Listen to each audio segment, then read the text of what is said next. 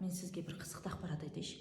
Фидель Кастро 7 сағат 10 минут бойы аудиториясын қимылдатпай сөйлеп отырған. Ол деген әлемдегі ең мықты ораторлардың бірі. Енді сіз мықты оратор болып кетпесеңіз де, көпшілік алдында, достарыңыздың алдында сөйлеуге қысылатын болсаңыз, ең алдымен киген киіміңізге мән беріңіз.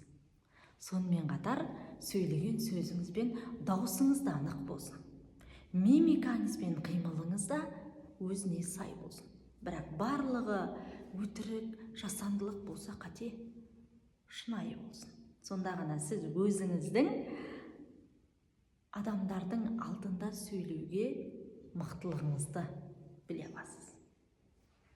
Менімен бірге болыңыздар, маған тіркеліп, лайк басып, комментарий жазып қойыңыздар.